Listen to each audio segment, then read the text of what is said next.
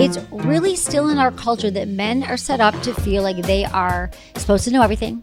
Their penis has to be hard every time they have sex. They have to know what they're doing. They have to be able to please their partner.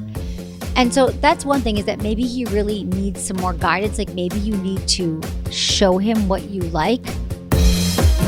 You're listening to Sex with Emily. I'm Dr. Emily, and I'm here to help you prioritize your pleasure and liberate the conversation around sex. Listen up, assholes. Relationships and sex dynamics can be pleasure-filled and intimate, and also complicated and messy. Well, today, producer Eric and I are reading your Am I the Asshole questions and letting you know if you're being an asshole in your sex life and relationships. We answer questions like, am I the asshole for wanting more sexual tension and intimacy in our relationship? Am I the asshole for reevaluating a new relationship after they told me they have an STI? Am I the asshole for breaking up with my partner because they won't go down on me? And so much more in today's episode. You're gonna love it. Please rate and review Sex with Emily wherever you listen to the show. Do it right now. It takes 2 seconds and it really helps us get this show out to more sex positive people like you. My 2 articles, how to have a threesome and how to deal with a low sex drive and what you can do to boost it, are up on sexwithemily.com. All right, everyone, enjoy this episode.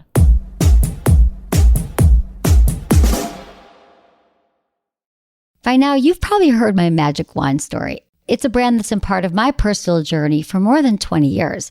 But no matter how many times I sing Magic Wand's praises, I'll never be able to fully capture the story of this incredible brand. Well, now journalist and author Kate Sloan just completed a limited audio series documenting the history and impact that Magic Wand has created over the last 56 years. It's called Making Magic.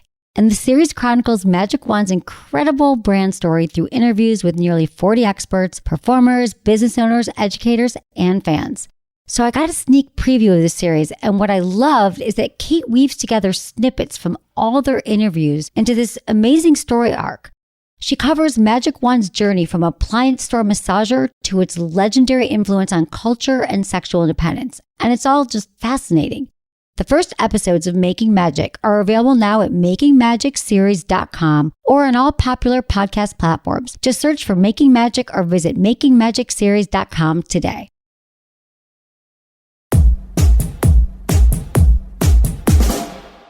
So let's get into one of our favorite things here we do, the Am I the Asshole episode. This is from Nora. She's 33 in Canada. Am I the asshole for wanting more sexual tension and intimacy? Hey, Dr. Emily, how do I talk to my partner about building intimacy and sexual tension outside the bedroom? We've been living together over a year now, and everything is comfortable, happy, and safe. It's wonderful, but now I feel like an asshole because I'm often annoyed by the way he greets me with a kiss that isn't sexy or intimate at all. Our bodies aren't touching or even close together, and in my opinion, even a hug would be way more intimate and satisfying. Am I the asshole for feeling annoyed by a peck on the lips? He struggles with initiating intimacy and self-esteem, so I don't know how to bring this up without hurting his feelings. Nora, let me just tell you this. He probably doesn't know he's giving you a peck that is not sexy, romantic, or hot to you at all. Maybe you come home or he sees you, he's a little distracted, he's doing his own thing, and he's gotten to his routine of the way he kisses you. So I'm just going to say he probably has no idea that he's doing that, number one. But number two, I'm sure that if you let him know in the way that I'm going to explain to you how important it would be for you to create that intimacy together and how he could do it with a kiss, he'd be more than happy to oblige and to figure out what would be hot for you. So I have a feeling that we can get there, and I don't think you are an asshole for wanting more romance with the kiss, but you would be an asshole if you didn't talk to him about it. I feel like that's such a common theme through all of these Am I the Asshole questions is people feeling like they're an asshole for wanting more than what they currently have.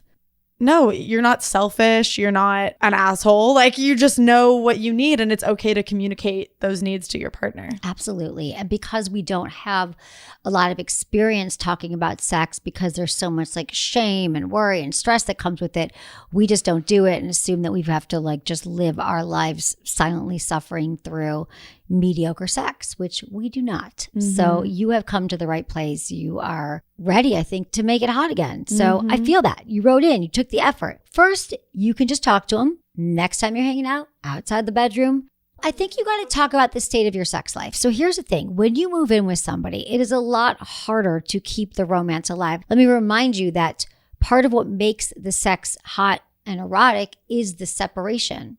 It is the distance. It is the spontaneity of not knowing when you're going to see them again. It is the variety. It's really hard to kind of spark that tension when you're literally living on top of each other, seeing each other every day. So just know that this takes work for most couples to build this tension together when you no longer have that built-in separation. So you are right where you need to be.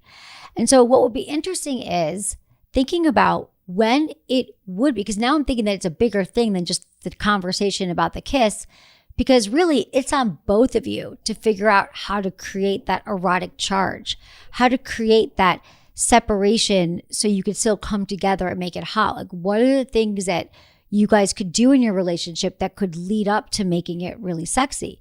Do you happen to know? If you think about when it has been hot lately, what did that look like? What was going on in your relationship at that time? Were you out on a date? Did you have a few cocktails? Were you on vacation? When is it hot? And when was it? Was it before you moved in together? So how do you go back to those times where it felt great and bring that? Now, maybe you need to also be bringing that energy because there's both of you in the relationship. What might be helpful is you give him a sexy hot kiss. Like when he kisses you next time, when he gives you that annoying peck, why not grab his face and make out with him like you mean it? Why not say, you know what, let's try that again. And you could say, now that felt really hot. Show him what you want. Bring him that energy. And I have a feeling that when you bring that to him, he's going to be like, oh, that's really sexy. So sometimes we just wait for our partners because we're so frustrated to make the moves, to do the things. But remember, they don't know or they would be doing it. Sometimes we have to lead. I love that. Because also in long-term relationships, it can so easily fall into just like maintenance kissing, maintenance sex. And that's so different from a kiss where you really mean it. And if you haven't experienced that in a while, then it is on both of you to create that again. Yeah. And I'm going to give a personal example that just happened this morning. So I live with my partner and we work together. Mm-hmm. So sometimes we are talking about work a lot. And this morning I said, oh, hey, I tried to say, hey, babe, rather than hey. I'm like, hey, babe, did you happen to read that thing? And he's like, come here. I'm like, what? He's like, come over here. And he's like, put your leg over me. And I turned towards him and he's like, I sat on his lap. I faced him and we had a moment where we just like kissed and we had a second.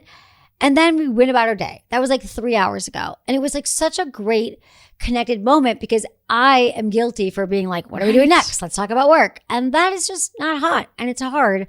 And it was like a really special moment that we had. And we felt so much more connected for the rest of the day. I love that. And you know what that shows too is a disruption of the cycle. It's a disruption of the pattern. You're not just waiting for your partner's lead because you started that conversation and you started with work.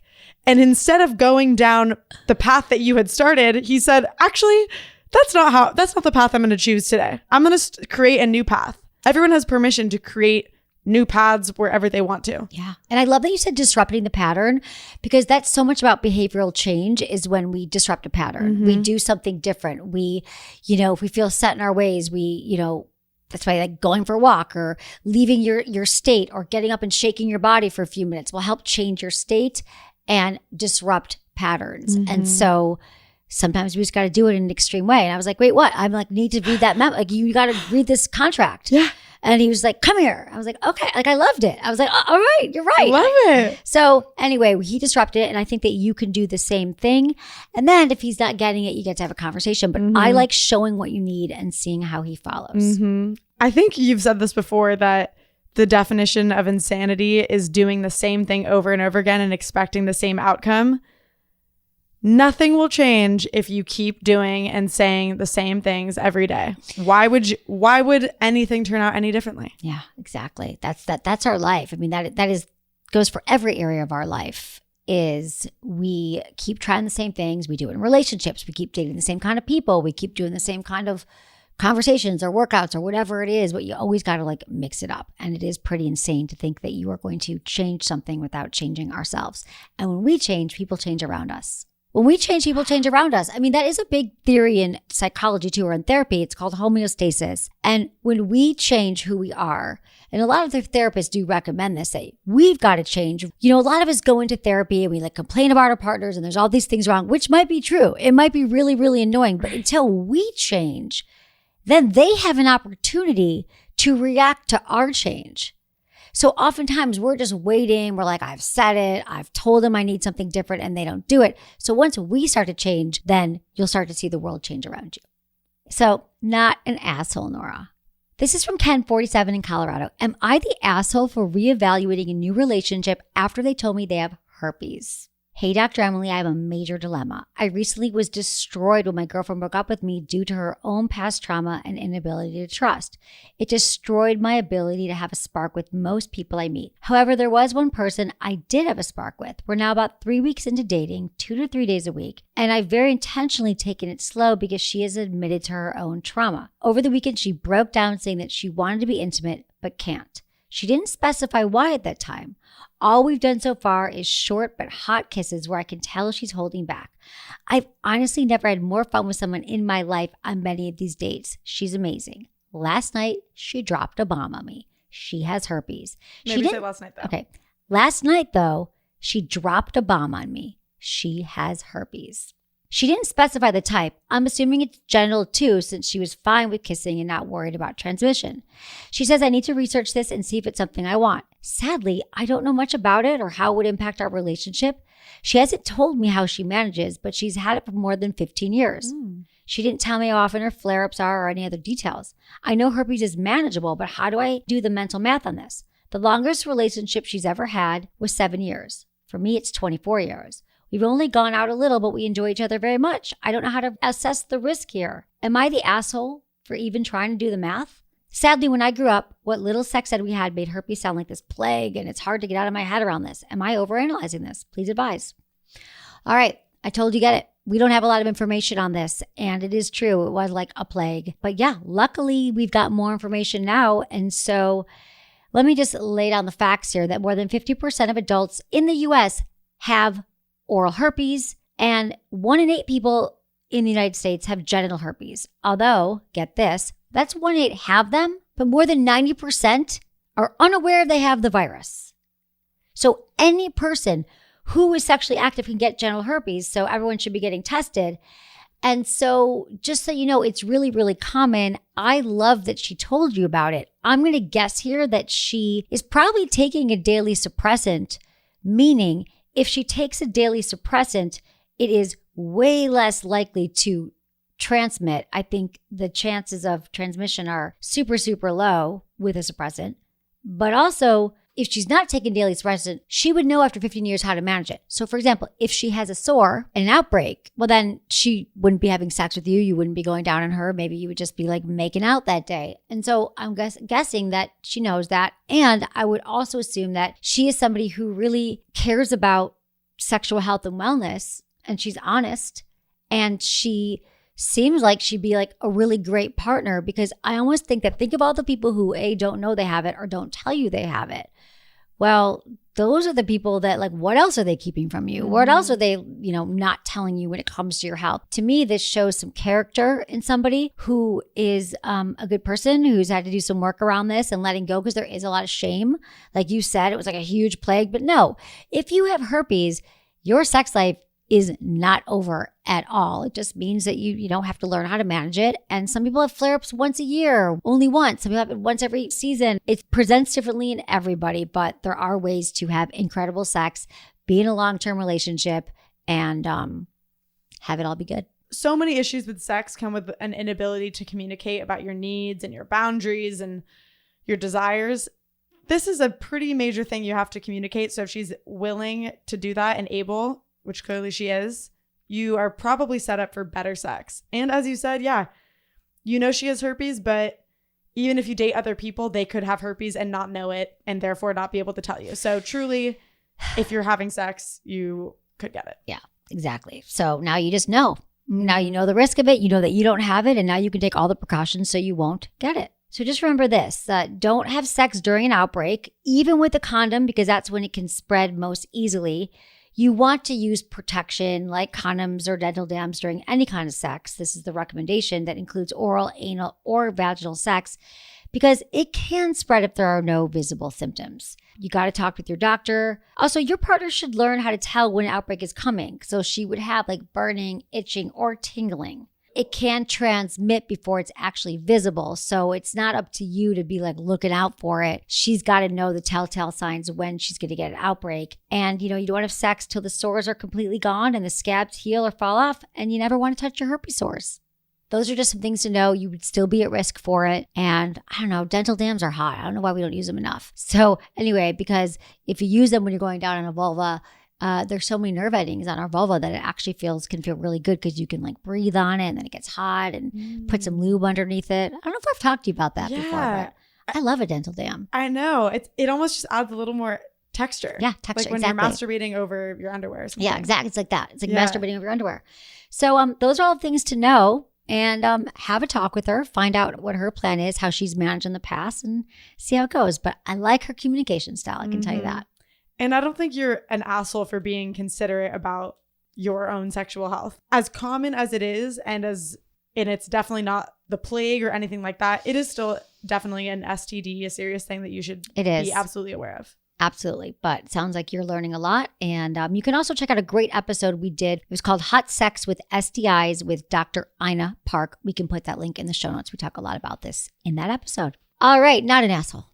Thanks for your question, Ken. We appreciate you so much. No need to be an asshole. I'll be right back after a quick break for our sponsors. So just stick around. But first, I want to tell you about one of my longtime partners, Promescent. You've heard me talk about Promescent for years because Promescent's products are designed to elevate your sex life. They allow you to last longer, orgasm more intensely, and just feel sensations where maybe you haven't before. First, they have the legendary Delay Spray. It's your secret weapon for lasting longer and calming down those penile nerves that sometimes get to the finish line before you want to. You just put a few sprays on your penis before sex and voila, you can last up to 65% longer in bed. And if you have a vulva, well, Promescent has its warming arousal gel. It warms up your vulva and stimulates all those nerve endings, giving you new sensations. Sometimes I joke it's like fireworks in your pants, but come to think of it, it actually is. So bring some sparks into your bedroom. Check out promescent.com/Emily for 15% off at checkout. You get free shipping, 60-day money-back guarantee, discreet delivery. Promescent is your go-to for making the spring unforgettable. That's promescent.com/Emily. That's promescent.com/Emily for 15% off.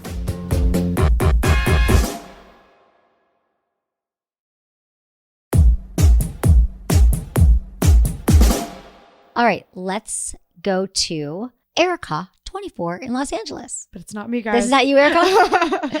Okay.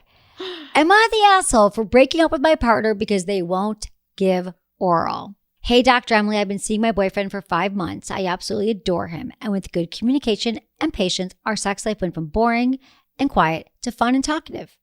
The only thing... There's always an only thing. There's always. That even though we've been dating for many months, he's yet to go down on me. I vocalized many times that this is an important part of sex to me. I love giving and receiving oral to and from all genders. And so I don't know why he's not excited to eat pussy because it's awesome. Preach. I brought this up as a want/need of mine many times, and he said that he would and he wants to. But in the past, that wasn't something he was as good at. So he feels insecure by his abilities, whereas he knows he can make me come with his finger or a combination of penetrative sex and finger. That's something we both really enjoy, so I've been very pleased in bed otherwise. But what? Am I supposed to not have my pussy eaten out for the duration of this relationship? Or do I have to end our otherwise perfectly good relationship to have oral sex? I've been trying to work it out with him for some time to boost his confidence, and honestly, there's nothing better than a boyfriend who takes initiative in sex education and learning about female anatomy. Mm-hmm. So I've sent him episodes of your podcast, I've sent articles from your site, I've sent links to books, and he keeps saying he hasn't forgotten and will get around to reading and listening, but he hasn't. I don't want to come off as pushy about it or like an asshole dude that's like, if you don't suck my dick, I'm going to break up with you. But I also have to honor what I want. And he's been so respectful and really honored my body otherwise. But I don't want to have to repeat what I want so often and feel ignored. What do you think I should do? Ooh, she sent him the articles. Oh my God, the articles, the podcast. She's let him know. And all I can say is he's probably doesn't want to look like he's an amateur. It's really still in our culture that men are set up to feel like they are supposed to know everything. Their penis has to be hard every time they have sex. They have to know what they're doing. They have to be able to please their partner. And so that's one thing, is that maybe he really needs some more guidance. Like maybe you need to show him what you like. Maybe you could show him some porn. Look at like Balesa or some site that shows what you actually like. And maybe it's one of these things that once he does it, he'll be into it. But maybe he literally doesn't know how to start it. That's just my hunch, is that I know sounds lame because you've done it all, but there's just some fear. It kind of reminds me of people who say, I've told my partner to initiate like 10 times and they never initiate. That's because it's like a whole new skill set, initiating. People are like, I literally don't know what you want and how would that look to you? And it makes me feel weird because you asked me to initiate. So I'm giving him the benefit of the doubt here that maybe there is something else going on. And you could talk to him about this outside the bedroom in a very calm way, saying, listen, you know that oral sex is a really important part of my arousal. It's something that really turns me on. I've let you know that, but I'm noticing it's still not happening. Is there anything else you want to share with me about it? I know you've said you don't have a lot of experience, but is there more to it? Is there something that happened? Can you tell me? And remember, these conversations, you want to be compassionate and curious and open, because all I can think of, it's not the fact that he's just still really nervous about trying it out. Maybe he did have a bad experience with oral once. Maybe he did it and the person didn't like it. Or maybe they had an odor, or like, a lot of times vulva owners can have an odor and they don't know it because they have an untreated STI or something, or a vaginal infection. So maybe, something. Maybe you heard something bad about it. We don't know. But it sounds to me like great guy in a lot of areas, but you need more information. You got to gather more data. If she keeps sending him all of this information, she has these conversations, and let's say it's been a year and he still hasn't gone down on her, is there a point where you would say it's okay to break up with someone because they won't satisfy your sexual needs? Absolutely. And in fact, I do not want you, Erica, going a year. I want you to have this conversation when you hear this show and get more data, because my thing is, I just can always see where people are coming from. And I've talked to people like him. I'm talking to you, Erica. Like I feel like there's something that we don't know here, because why wouldn't he? What is it about it? Does he have a neck injury? Does it hurt? Like what? There's something else we don't know, because it is confusing. So when you have a pointed conversation with him now, and you have to do it in a calm way, loving, like, this is what I love about our sex life, but I really just want to get clear on this, because it's okay if it's something that's never going to be in your wheelhouse. It's okay if you're like, you know what, oral sex isn't like that DJ Khaled, like, what was that, like 5 years ago? He's like, men should never go down on women. Oh, I mean, it was horrific. Believe me, I was not a fan of that, but maybe he's like, no, you know what? My religion, my take on it is I never want to do it. It's not good for me. I got to level with you, babe. It's actually something I don't think I can do. Well, then you have your information. But right now, the confusing part is he says he's going to do it, he doesn't. So find out why. Find out what is the block that's keeping him. And then once you get that information, then you'll know. You'll have an answer. I think after this one conversation, because if you've been doing all the things you're telling me, and you've done it all, you sent articles, you talked about it, he knows how important it is to you, and it hasn't happened once in 5 months, let's get to the bottom of it. One more conversation.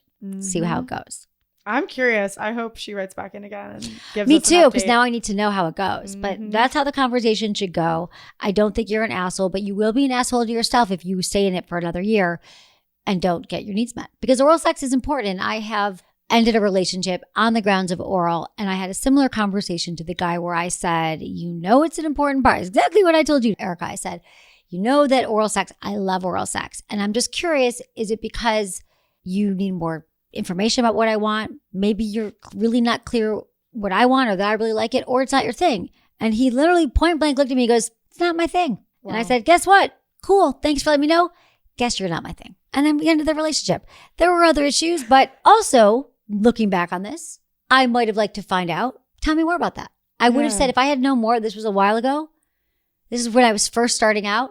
I might have been like, oh, really? What? Tell me why. What is it about oral? I think I didn't want to hear it at that point. I was like, oh God, you just don't like the pussy? Like, why? I was done. But again, you can kind of conquer anything if you really want to. And maybe if I had really explained to him that it's important to me and why, and he could have explained his experience, that maybe we would have worked through it. I mean, there were other issues, so I don't have regrets.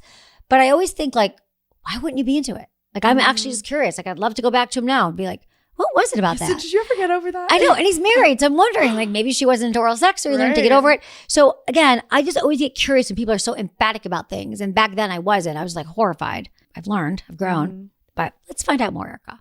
This is from Steve, and he's in England. Am I the asshole for being pushy about my fantasy and improving our sex life? Hey, Dr. Emily, I'm an open book and open to absolutely everything sex related. However, although my partner started off pleasing me emphatically, she's gotten too comfortable to the extent that she doesn't have any sexual coloration or experimental desires to either one, want to please, or two, get out of the comfort zone. Certain positions hurt, and I'm respectful in that manner, so I asked if we could slow it down and do it more often. Like going to the gym, your body will get used to this motion and pressure, etc. We've had this talk many times, and each time the conversation turns nasty as she becomes defensive. This is not something I ever looked for, but I worry we're going to become housemates or snuggle buddies. Don't get me wrong, our relationship's amazing, but as lovers, it's the only subject we need to improve on. So I don't want to seem pushy, but I do want her to be more open and confident. I have a very unique fetish. I love ass and would love to worship hers. The smell, the taste, smothering, etc. But she just thinks I'm strange. This is just the start of the sexual hurdles she puts in place. I could literally do my own podcast with you and it would last 4 hours. But I respect my partner too much and would hate her to think I'm being negative about her.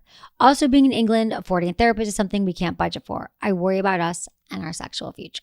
It's really common when we bring up sex to our partner and they haven't talked about it, for them to get defensive, to get into fight, flight, or freeze, to feel like you are threatening them in some way because she probably doesn't have a lot of experience talking about it. And I don't want to be xenophobic here about England, but from my brothers and sisters over there, my friends, everyone's like, we are, and I've been there. It's even maybe more rigid around talking about sex there.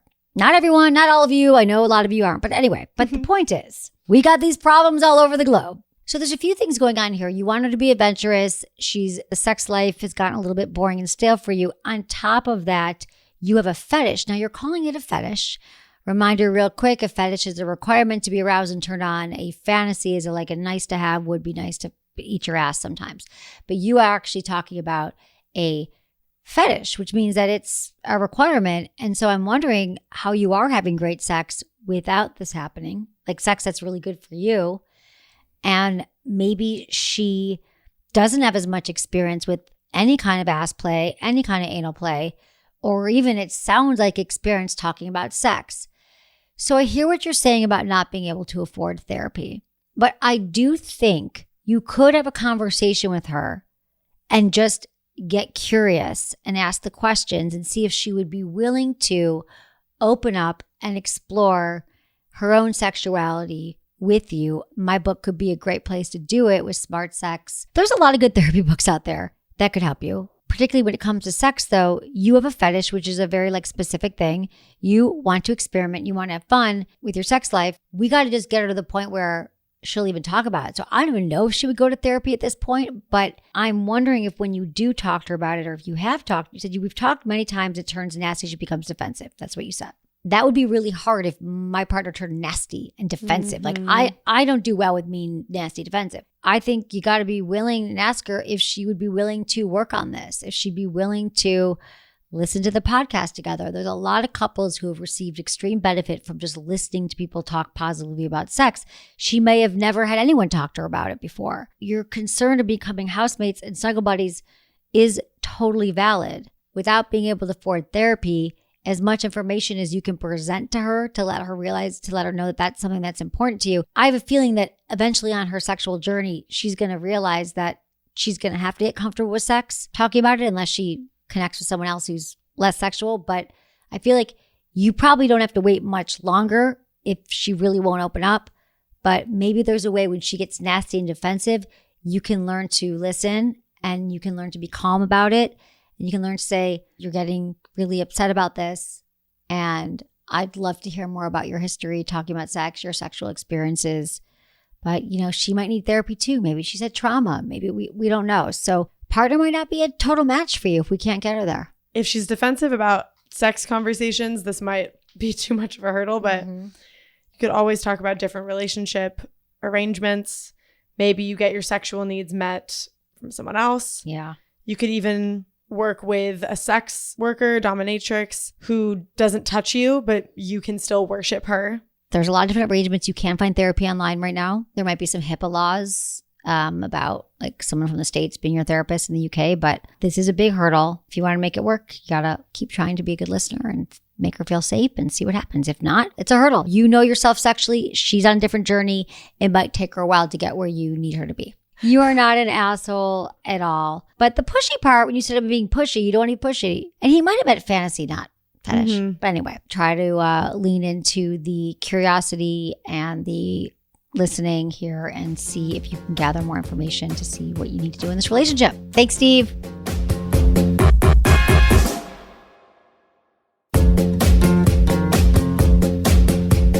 That's it for today's episode. See you on Tuesday. Thanks for listening to Sex with Emily. Be sure to like, subscribe, and give us a review wherever you listen to the podcast, and share this with a friend or partner. You can find me on YouTube, Instagram, Facebook, and Twitter at Sex with Emily. Oh, I've been told I give really good email. So sign up at sexwithemily.com. And while you're there, check out my free guides and articles for more ways to prioritize your pleasure. If you'd like to ask me about your sex life, dating, or relationships, call my hotline, 559-TALK-SEX. That's 559-825-5739. Or go to sexwithemily.com/askemily. Was it good for you? Email me, feedback@sexwithemily.com.